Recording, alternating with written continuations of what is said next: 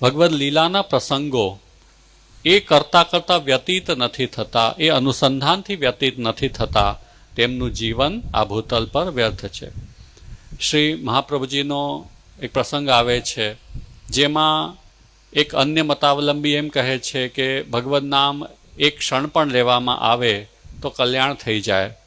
તો શ્રી વલ્લભ આજ્ઞા કરે છે કે ભગવદ નામનું એવું સામર્થ્ય તો છે જ કે એકવાર લેવું પણ કલ્યાણકારી છે, પણ અમારો માર્ગ તો એવો છે કે શૃંગની ઉપર, શિંગડા ઉપર રાઈનો દાણો રહે એટલો સમય પણ ભગવદ નામ વિસ્મૃત થાય તો આસુરાવેશ આવી જાય. તો મહાપ્રભુજી એટલા માટે જ જ્યાં જ્યાં ઉપદેશ કરે છે ત્યાં સદા સર્વદા નિત્ય આ પદ પ્રયોગ આપણને જોવા મળે. એટલે આપણો માર્ગ કે આપણી સાધના કોઈ નૈમિત્તિક સાધના નથી કે ક્યારેક કરવાની, કોઈક સમય વિશેષમાં કરવાની કોઈ સાધના નથી, પણ આજીવન નિત્ય પ્રતિક્ષણ થતી આ સાધના છે. તો કોઈ પણ દિવસ એવો હોઈ ન શકે કે જ્યારે ભગવદ વાર્તા આપણે ન કરી હોય, અને એક દિવસ પણ એવો ગયો તો શ્રી હરિરાયજીના મત અનુસાર વૃથા તજન્મ ભૂતલે. સાધન દીપિકામાં ગોપીનાથજી આ ક્રમ સમજાવે છે. કથયેત શૃણુયાત વાપી લીલામ ભગવતઃ અન્વહમ. પ્રભુની લીલા, ભગવાનની લીલા કહેવી અને સાંભળવી. અન્વહમ એટલે પ્રતિદિન. પ્રતિદિન પ્રભુની લીલાનું શ્રવણ અને કીર્તન કરતા રહેવું જોઈએ. શ્રી ગોપીનાથજીએ બહુ સુંદર વાત ત્યાં કહી છે.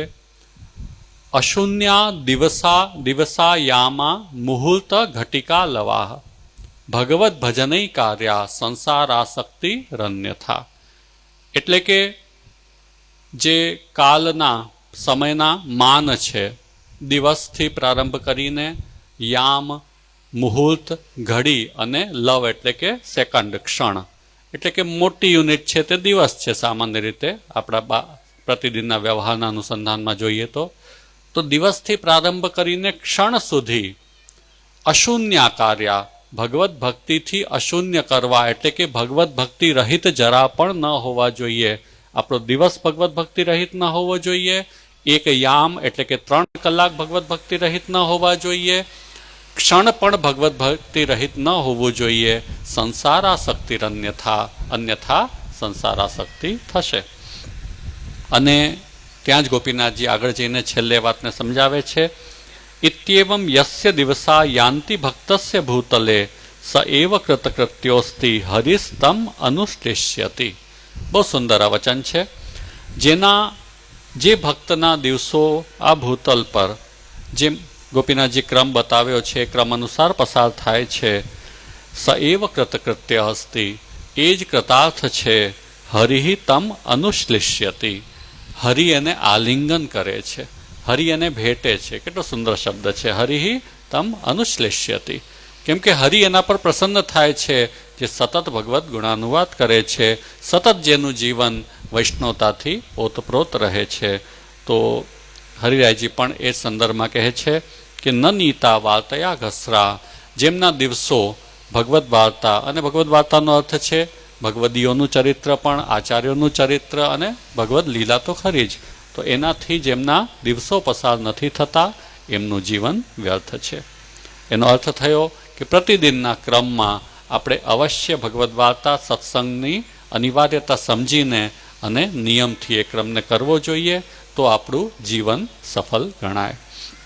આપણે ત્યાં સામાન્ય રીતે ક્રમ રહ્યો જ છે કે પ્રતિદિન રાતે સૂતા પહેલાં સત્સંગ અવશ્ય કરીએ. એ જે ક્રમ છે નિયમથી એને અનુસરીશું. એકાદ દિવસ પણ એમ વિચારીશું કે ભલે ને આજે નહીં થાય તો કાલે જોઈ લઈશું, તો પછી કાલે કોણે દીઠું છે, કાલે ક્યારે આવવાનું નથી. આજે કર્યું તો કાલે થશે, આજે ભૂલ્યા તો કાલે પણ ભૂલી જ જવાના છો.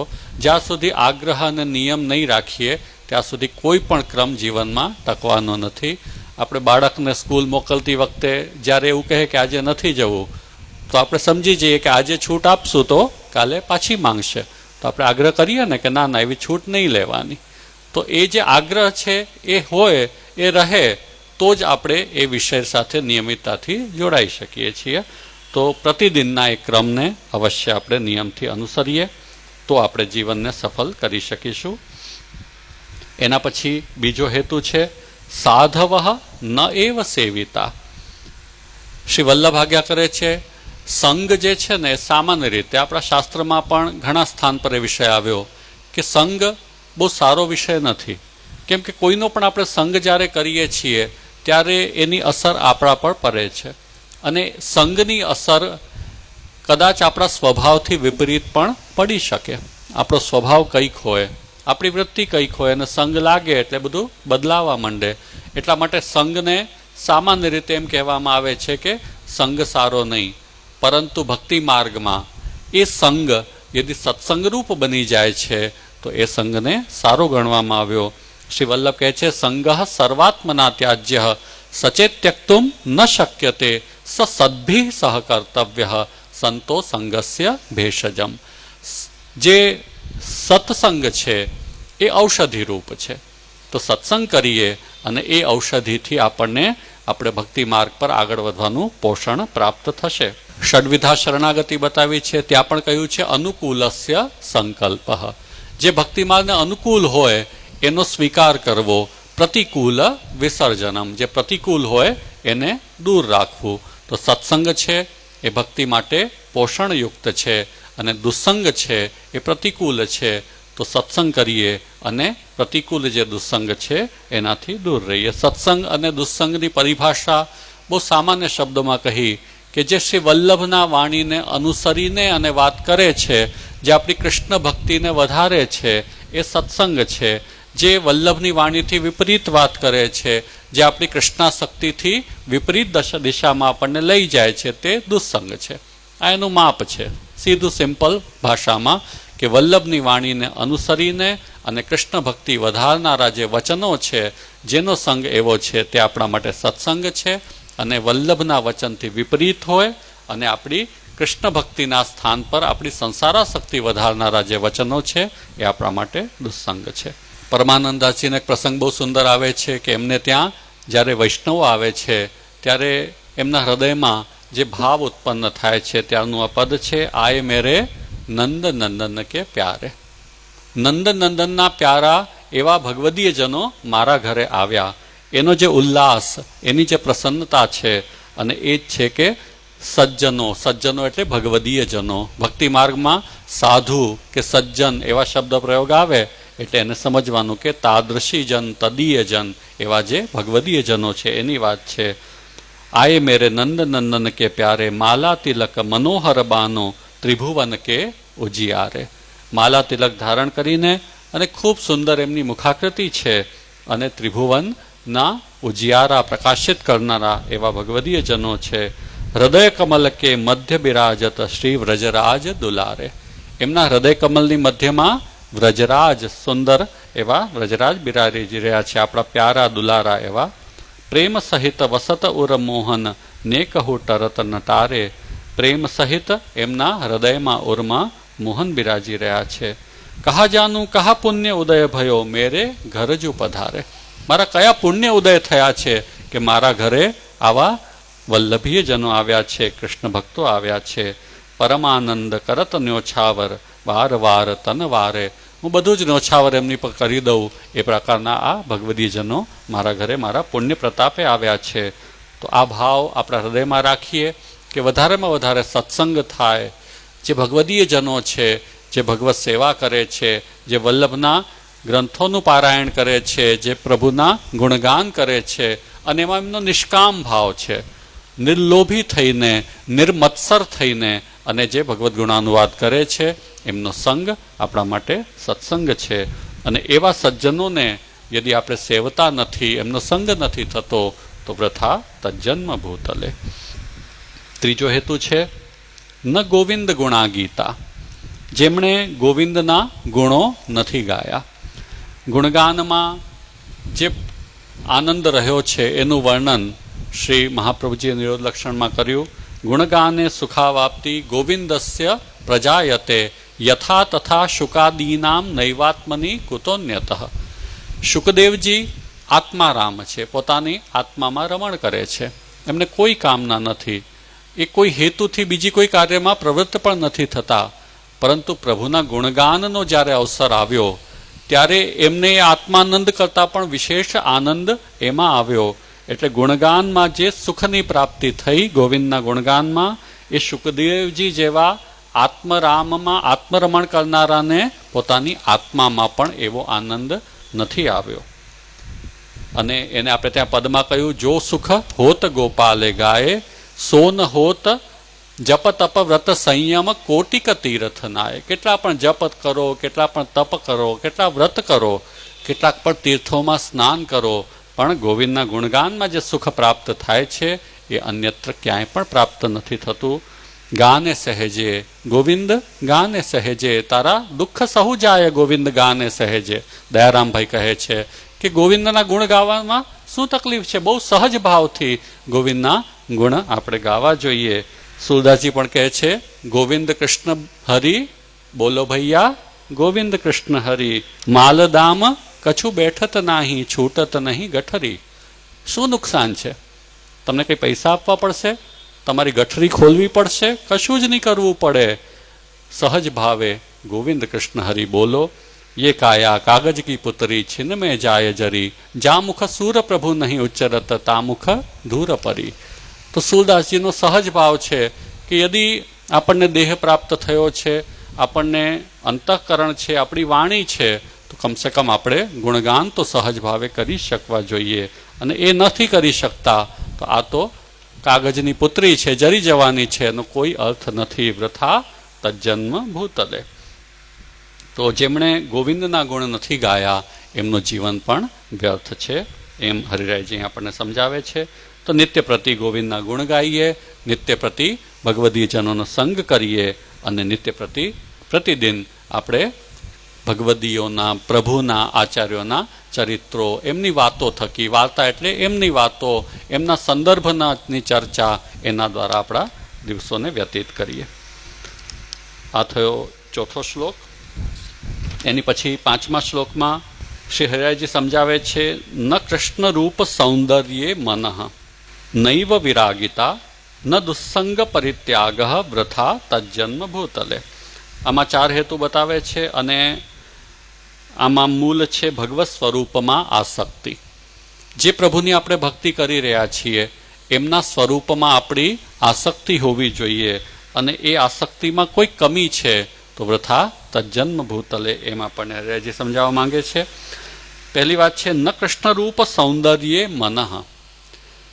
જે કૃષ્ણની આપણે ભક્તિ કરી રહ્યા છીએ, જે આનંદ માત્ર કરપાદ મુખોદરાદી છે, પૂર્ણ પુરુષોત્તમ છે, પરબ્રહ્મ છે, જેની માટે શ્રી વલ્લભ આજ્ઞા કરે છે, મધુરાધિપતે અખિલમ મધુરમ, અધરમ મધુરમ, વદનમ મધુરમ, નયનમ મધુરમ, હસિતમ મધુરમ. પ્રભુનો પ્રત્યેક શ્રીઅંગ, પ્રભુનું પ્રત્યેક કૃતિ મધુર છે, અને મધુરાધિપતે અખિલમ મધુરમ, પ્રભુનું સર્વ કંઈ મધુર જ મધુર છે. એવા જે પ્રભુ છે એમના રૂપ સૌંદર્યમાં યદિ આપણું મન મોહિત નથી થતું, અને એટલા માટે શ્રી વલ્લભે નિરોધ લક્ષણમાં સમજાવ્યું કે હરિમૂર્તિ સદા ધ્યેયા સંકલ્પાદપી તત્રહી. આપણા ઇન્દ્રિયોની પ્રત્યેક વૃત્તિને પ્રભુ સાથે જોડવાની છે. કાનથી ભગવદ નામનું શ્રવણ કરવાનું છે, જીવવા થકી ભગવદ નામનું ઉચ્ચારણ કરવાનું છે, પગ દ્વારા આપણે પ્રભુ પાસે જવાનું છે, હાથ દ્વારા આપણે પ્રભુની સેવા કરવાની છે.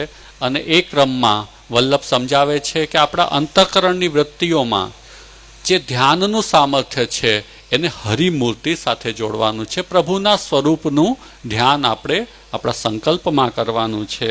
એ સંકલ્પમાં પ્રભુના સ્વરૂપનું ધ્યાન, એમાં બે રીત થઈ શકે. આપણા સેવ્ય સ્વરૂપ યદિ આપણી માથે બિરાજી રહ્યા છે તો એ સેવ્ય સ્વરૂપનું આપણે ધ્યાન કરીએ અંતઃકરણમાં. યદિ એ સેવા આપણે નથી કરી રહ્યા તો ભગવદ્ ગુણાનુવાદ જ્યારે આપણે કરીએ છીએ એ ગુણગાન થકી આપણા અંતઃકરણમાં જે મૂર્તિ પ્રકટ થાય છે એ મૂર્તિનું પણ અનુસંધાન ધ્યાન આપણે કરી શકીએ. ઘણા બધા સ્તુતિ પદોમાં પ્રભુના આવા સુંદર મનોહર રૂપનું વર્ણન શ્રી આચાર્યચરણે પણ કર્યું છે. ભાગવત આદિમાં પણ એ પ્રકારના વર્ણન આપણને પ્રાપ્ત થાય છે. જેમ પ્રભુનું પ્રાકટ્ય થયું છે એ વખતેનું પ્રભુનું સ્વરૂપ કેવું છે, વસુદેવજી દેવકીજી સન્મુખ, એનું વર્ણન પણ ભાગવતમાં મળ્યું છે. અને મહાપ્રભુજીએ પણ મધુરાષ્ટક છે, ગિરિરાજધાર્યાષ્ટકમ છે, ગોપીજન વલ્લભાષ્ટક છે આદિ સ્તુતિઓમાં પ્રભુના સ્વરૂપનું વર્ણન કર્યું છે. થોડુંક ઉદાહરણ લઈએ તો નવાંબુદાનીક મનોહરાય પ્રફુલ્લ રાજીવ વિલોચનાય. આપ કેવા છે? તો જે મેઘશ્યામ છે, જે નવો મેઘ છે એના વર્ણ જેવું આપનું વર્ણ છે. આપના નયન કેવા છે, નેત્ર કેવા છે? તો પ્રફુલ્લિત છે એવા આપના નયનારવિંદ છે. ત્રૈલોક્ય સંમોહન સુંદરાય, ત્રિલોકમાં જેમનાથી સંમોહિત થઈ જવાય એવા સુંદર આપ છો. નમોસ્તુ ગોપીજન વલ્લભાય, ગોપીજનોને પ્રિય એવા પ્રભુને આપણે નમન કરીએ. કીર્તનમાં પણ આ પ્રકારના વર્ણન. હરિ તેરી લીલા કી સુધી આવે, કમલ નયન મનમોહન મૂર્તિ, મન મન ચિત્ર બનાવે. આપ કમલ નયન છો, મનમોહન મૂર્તિ છો અને સતત મનમાં નવા નવા આપના ભાવની સ્ફુરણાઓ થાય છે. આ પ્રકારનું પરમાનંદાસજીએ પણ ગાન કર્યું છે. તો પ્રભુના રૂપ સૌંદર્યમાં આપણું મન નથી લાગતું તો વૃથા તજન્મ ભૂતલે.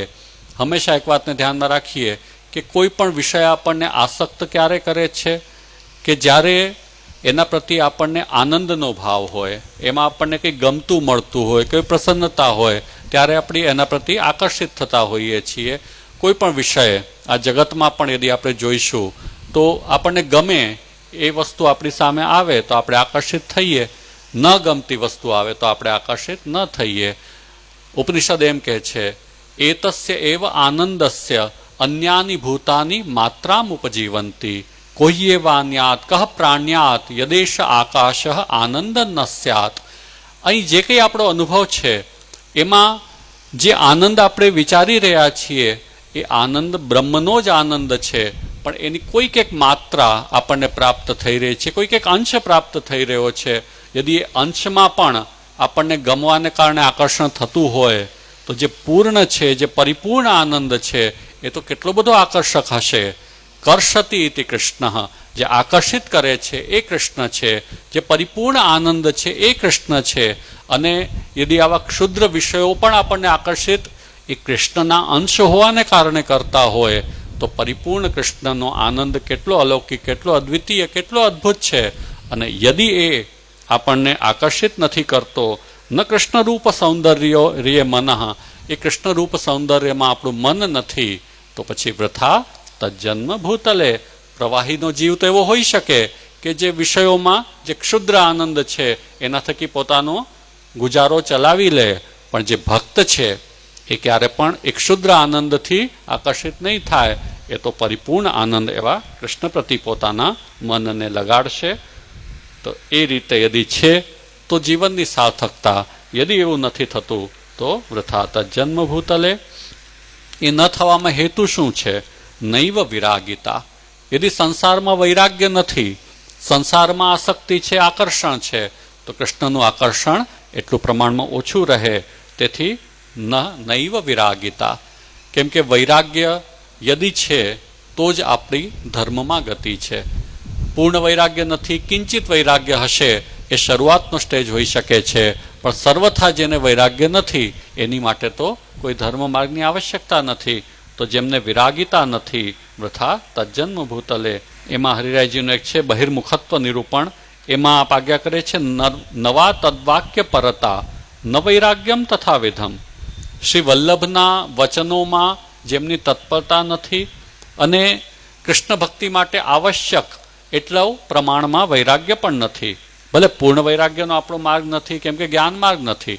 ભક્તિની એક આવશ્યકતા આપણને પ્રાપ્ત જે છે પ્રભુમાં વિનિયોગની પણ છે, જે આપણે માટે એક પ્રસંગ રૂપે પણ આવ્યું છે કે અત્યંત વૈરાગીને શ્રી ગુસાઈજીએ ભગવત સેવા ન પધરાવી, પણ જેને રુચિ હતી એને જ ગુસાઈજીએ ભગવત સેવાનો ક્રમ પધરાવ્યો.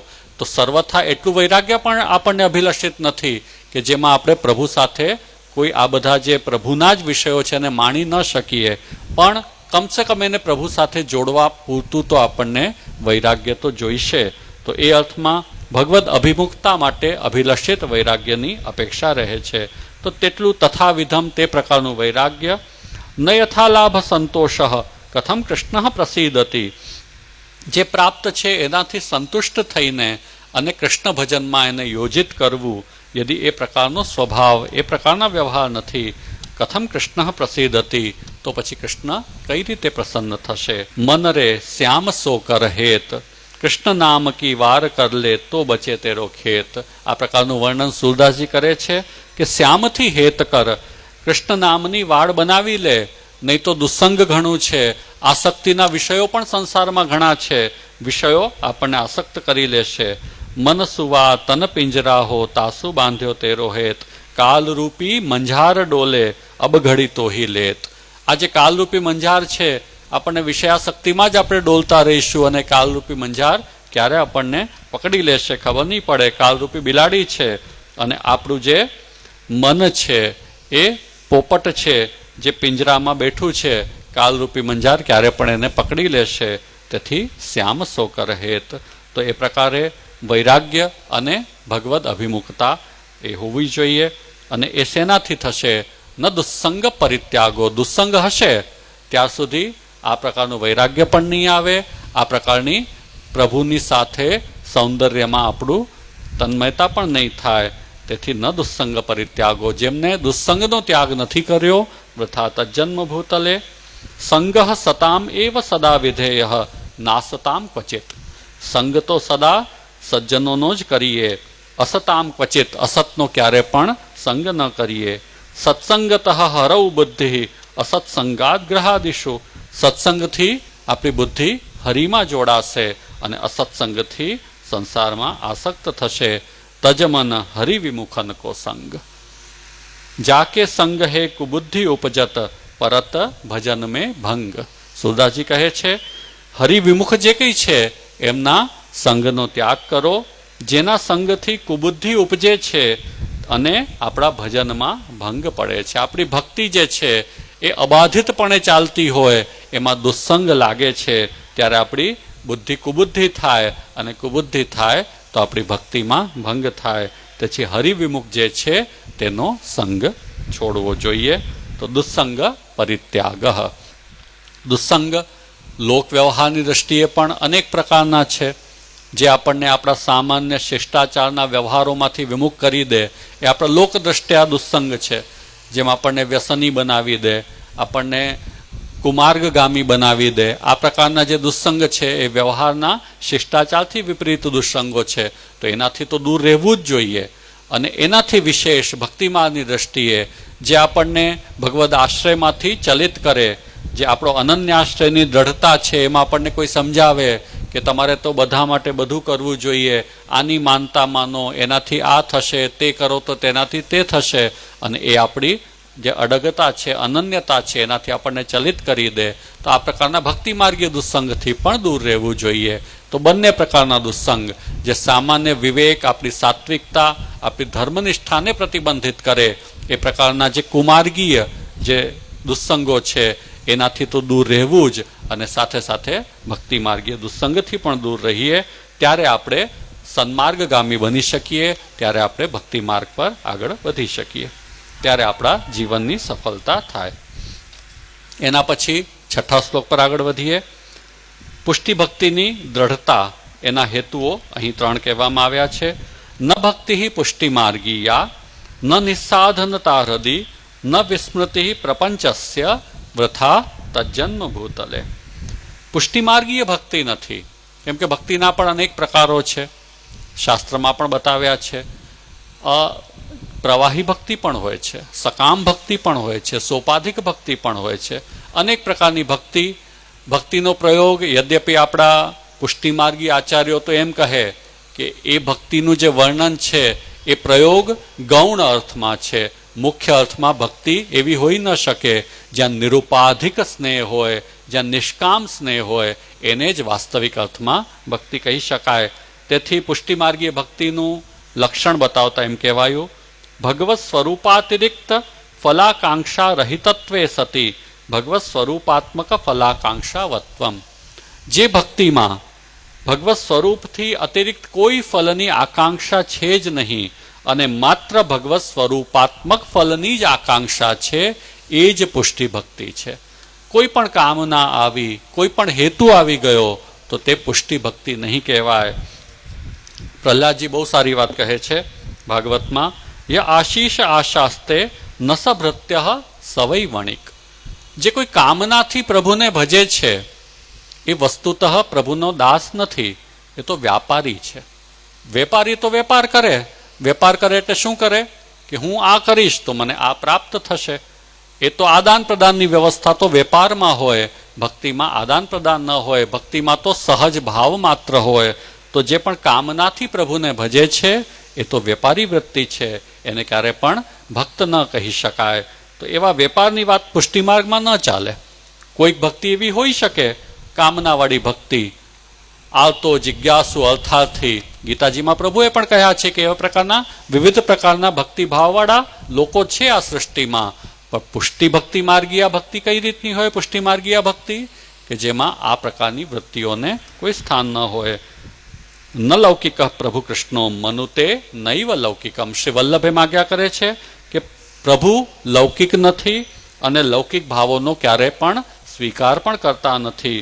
ભાવસ્તત્રાપ્યસ્મદીય સર્વસ્વશ્ચૈહિકશ્ચ સહ. એ અમારા સર્વસ્વ છે. આલોક સંબંધી પરલોક સંબંધી જે કંઈ છે એ સર્વસ્વ પ્રભુ જ છે. એ અમારો જે ભાવ છે, વલ્લભનો જે ભાવ, મેરો સર્વસ્વ તોકુ પધરાય રહે હું અપનો સર્વસ્વ જાની સેવા કર્યો. તો જે સર્વસ્વ છે એનાથી અધિક શું હોય કે જે એની પાસે આપણે અપેક્ષા રાખીએ, જેની પાસે માંગીએ, એના કરતાં કંઈક વિશેષ માનતા હોઈએ તો એની પાસે માંગવાનું હોય. એ સ્વયં પ્રાપ્ત થયા પછી પણ આપણે માંગી રહ્યા છીએ તો આપણને પ્રભુમાં જ કોઈક ન્યૂનતાનો અનુભવ થઈ રહ્યો છે, તો ત્યારે એ ભક્તિને ક્યારે પણ પુષ્ટિ ભક્તિ ન કહી શકાય. હરિરાયજી પણ આજ્ઞા કરે છે, તસ્ય સેવામ પ્રકુર્વીત યાવત જીવમ સ્વધર્મતઃ ન ફલાર્થમ ન ભોગાર્થમ ન પ્રતિષ્ઠા પ્રસિદ્ધએ. ભગવાનની સેવા કરવાની છે, સ્વધર્મતઃ કરવાની છે, સહજ ભાવે કરવાની છે. કોઈ ફલ માટે નહીં, કોઈ ભોગ માટે નહીં, કોઈ પ્રતિષ્ઠા કે પ્રસિદ્ધિ માટે નહીં.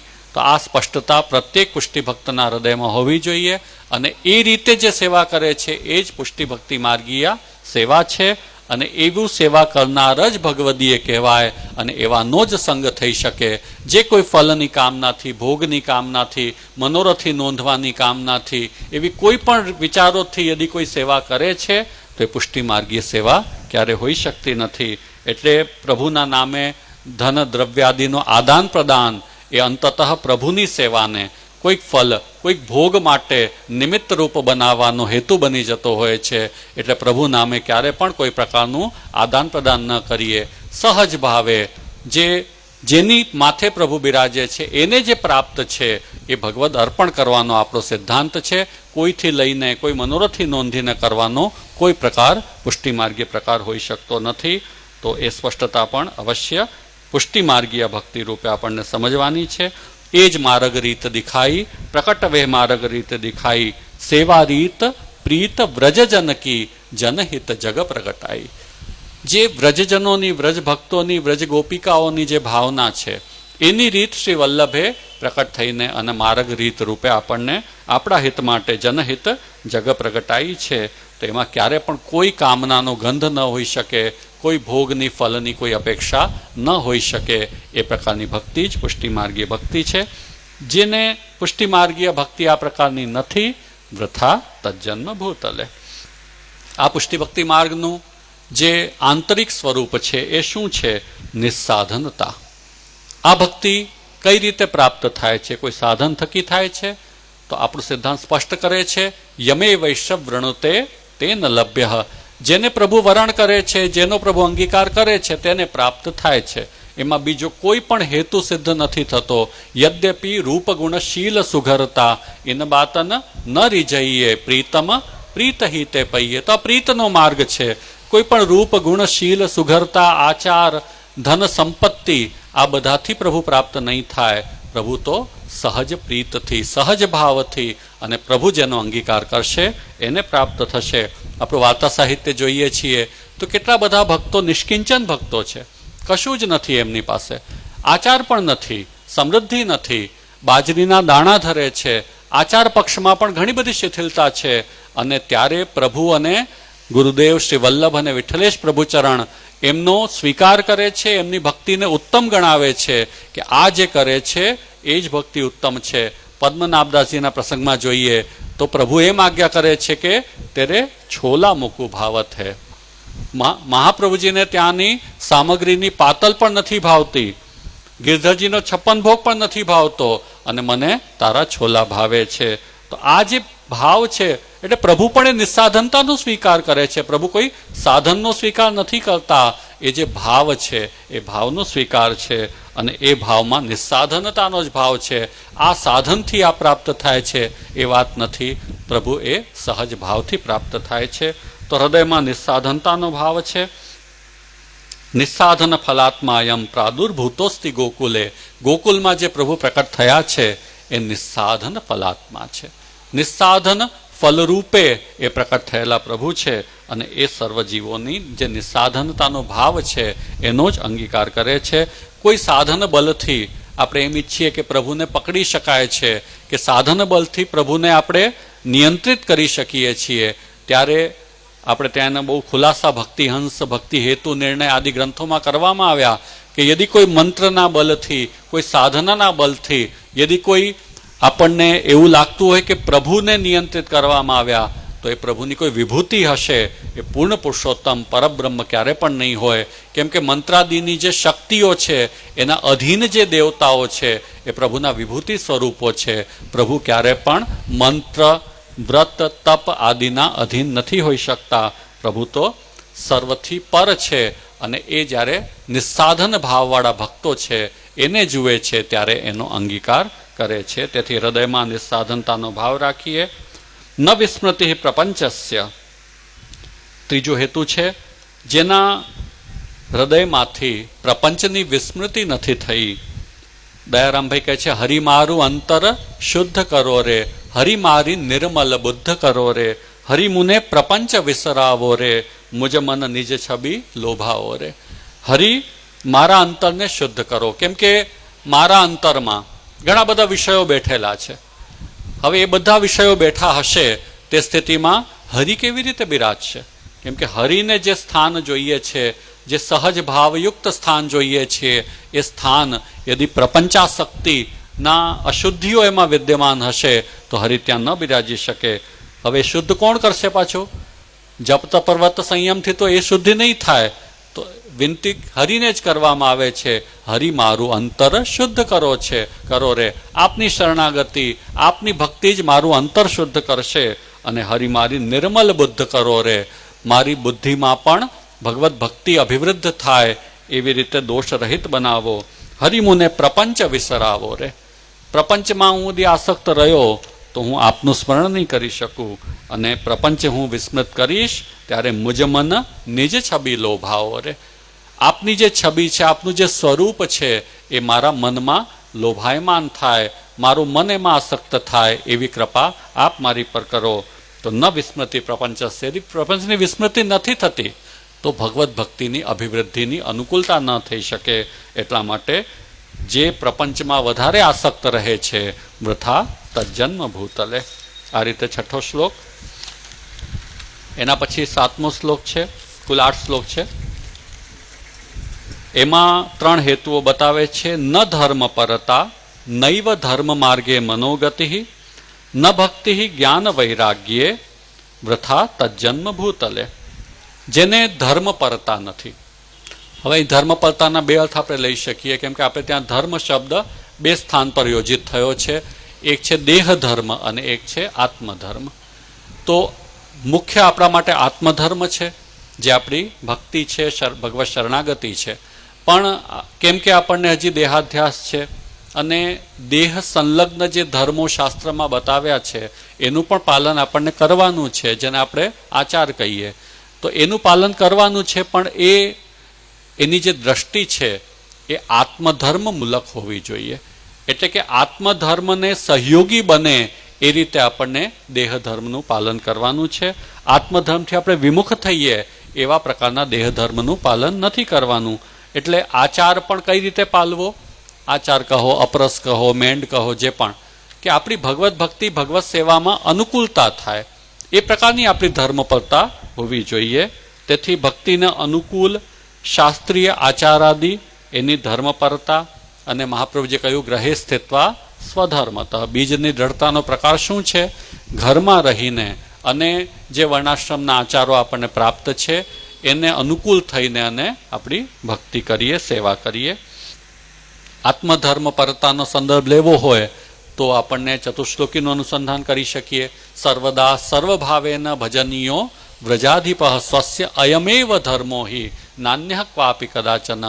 હંમેશા સર્વાત્મ ભાવથી વ્રજાધિપ ભગવાન શ્રી કૃષ્ણની સેવા કરવી એ જ આપણો પુષ્ટિમાર્ગીય ધર્મ કર્તવ્ય છે. તો જેની આ પ્રકારની ધર્મપરતા નથી, બે પ્રકારની ધર્મપરતા થઈ. એક ભગવત સેવા, ભગવત ભક્તિ આત્મધર્મ મૂલક, અને એક એ આત્મધર્મ મૂલક જે ભગવત ધર્મપરતા છે એને અનુકૂળ થાય એ રીતે આચાર પક્ષીય જે ધર્મપરતા છે એ પણ આપણને પાલવી જોઈએ. નૈવ ધર્મ માર્ગે મનોગતિ. કદાચ ધર્મપરતા ઓછી હોય પણ આપણી ગતિ તો એ બાજુ હોવી જોઈએ ને, આપણા પ્રયત્ન તો એ બાજુ હોવા જોઈએ ને. તો જેની ધર્મ માર્ગમાં મનોગતિ પણ નથી, જેને એ પ્રકારની ઈચ્છા, એ પ્રકારને કરવાની તન્મયતા, તત્પરતા પણ નથી થતી. મહાપ્રભુજીએ શાસ્ત્રાર્થ નિબંધ ગ્રંથ રચ્યો એના પ્રારંભના શ્લોકમાં જે વલ્લભનો ઉપદેશના વિષય જેની માટે છે, જેના અધિકારી છે એનું નિરૂપણ શ્રી વલ્લભ કહે છે. સાત્વિકા ભગવત ભક્તા યે મુક્તાવધિકારિણ ભવાંત સંભવા દૈવા તેષામ અર્થે નિરૂપ્યતે. જે સાત્વિક છે અને જે ભગવત ભક્ત છે એની માટે હું જે વિષય કહી રહ્યો છું એ ઉપદેશ છે.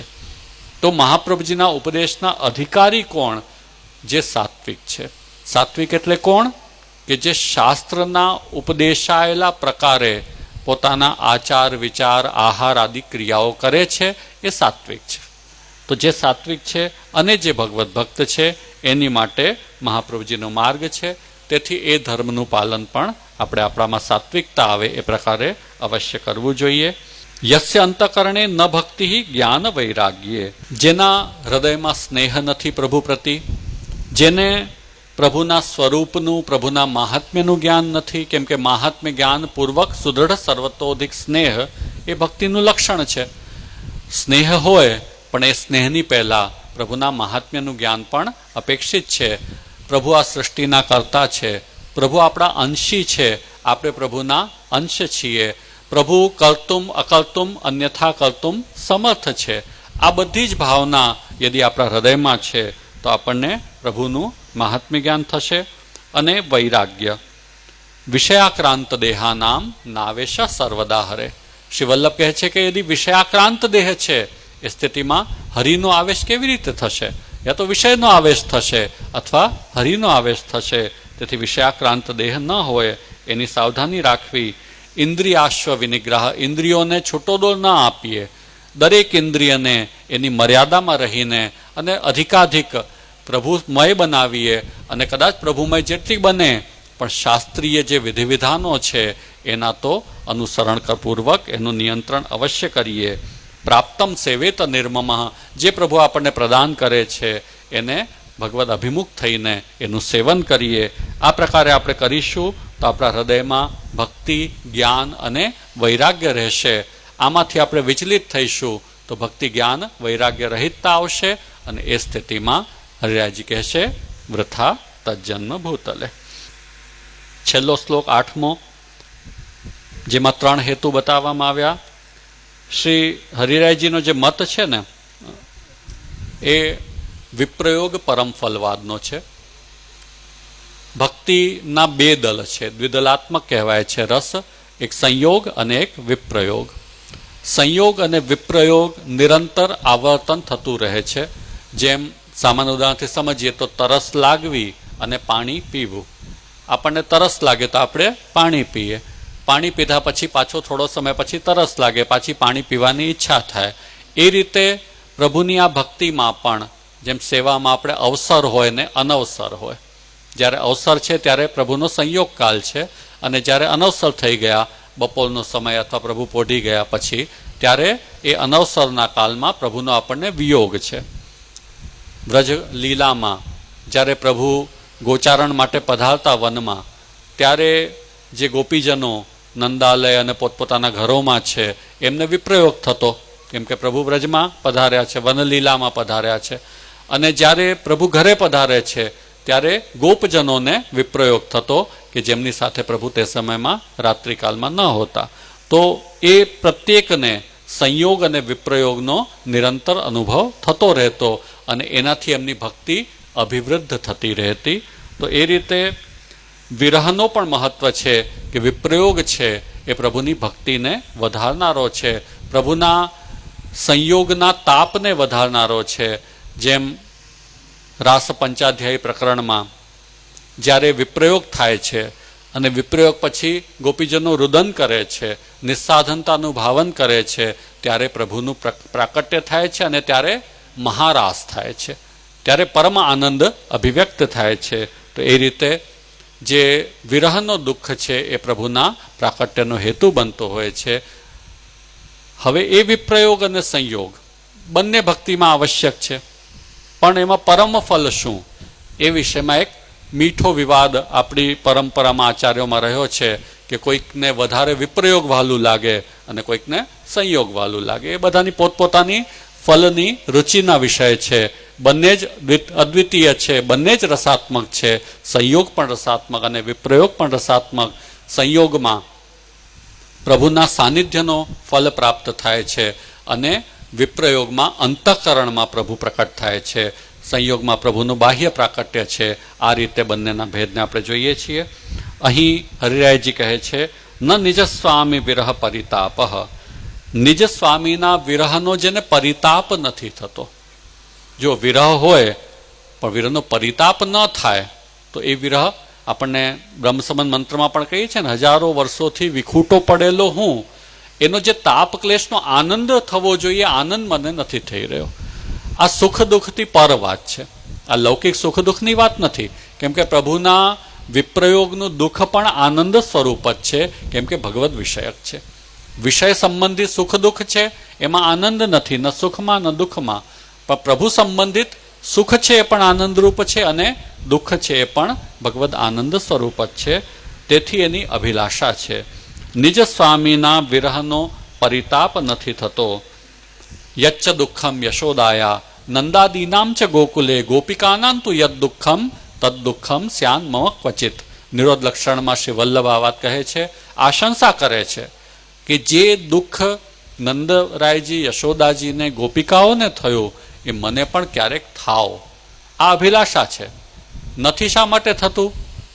શ્રી વલ્લભ તો આપણને નિમિત્ત કરીને આજ્ઞા કરી રહ્યા છે. વલ્લભને તો સદા પ્રભુની સન્નિધિ જ છે, પણ આપણા જેવા જે જીવો છે એને એ દુઃખનો અનુભવ કેમ નથી થતો?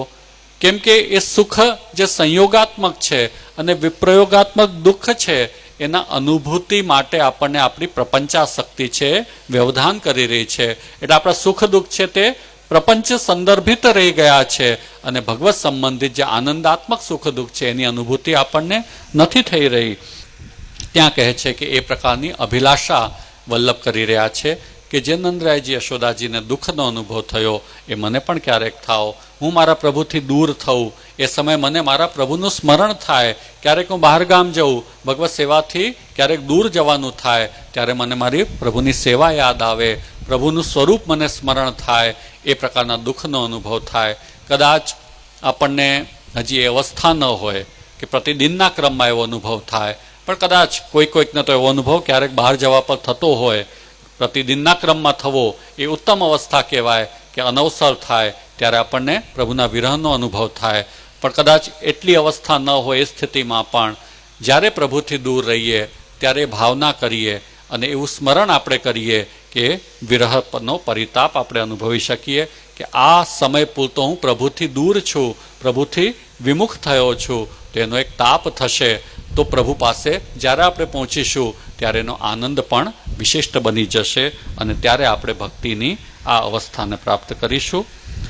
ન ભાવના અને વિરહ પરિતાપ નથી, પણ એની ભાવના તો કરીએ.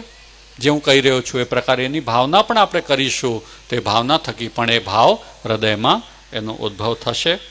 ન દૈન્યમ પરમમ યસ્ય, ન એ ભાવ છે ન એ ભાવના છે અને ન એને કારણે ઉત્પન્ન થતું કોઈ દૈન્ય છે, એનું દુઃખ કે આ ભાવ કે આવી ભાવના મારા હૃદયમાં નથી થઈ રહી, પ્રભુના અભિમુખ થવામાં કે પ્રભુનાથી દૂર થવાને કારણે આ પ્રકારનું ભાવન કે ભાવ થવું જોઈએ એનું દુઃખ પણ મને નથી થતું.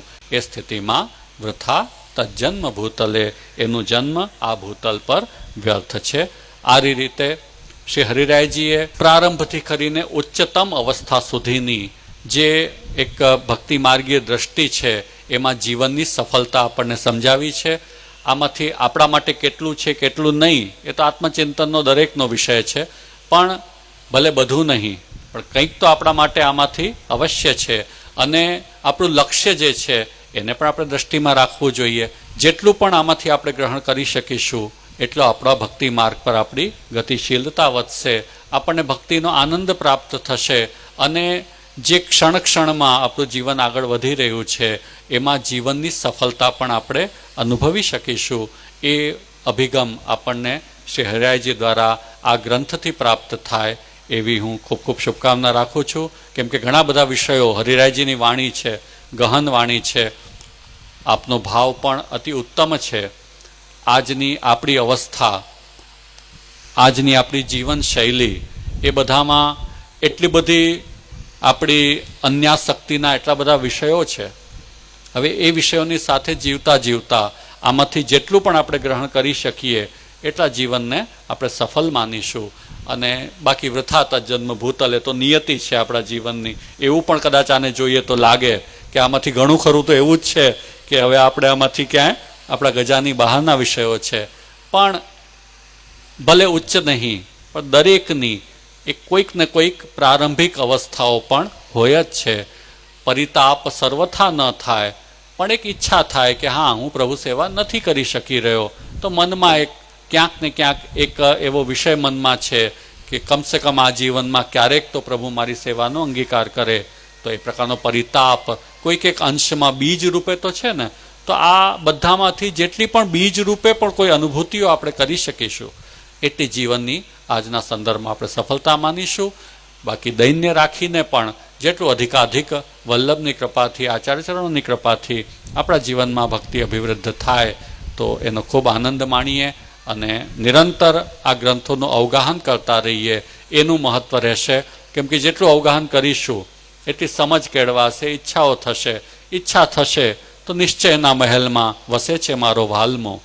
એવી એક નિશ્ચય થશે મનમાં, કંઈક સંકલ્પ થશે, કંઈક ઈચ્છાઓ થશે તો પ્રભુ કૃપા કરીને એ પરિપૂર્ણ પણ અવશ્ય કરશે. અસ્તુ. આપ સૌ સાથે આ જન્મ વૈફલ્ય નિરૂપણાષ્ટકમનો અવગાહન કરવાનો આનંદ લાભ પ્રાપ્ત થયો. જેટલું પણ આપણને એ ચિંતન દ્વારા પ્રાપ્ત થયું છે એને આજે આપણે પ્રકટ કર્યું છે. હવે કોઈને પ્રશ્નો હોય જે કહેવામાં આવ્યું છે તો આપ લખીને આપજો તો આપણે કાલે એના પર વિચાર કરીશું. અસ્તુ. શ્રી વલ્લભાધીશ કી જય.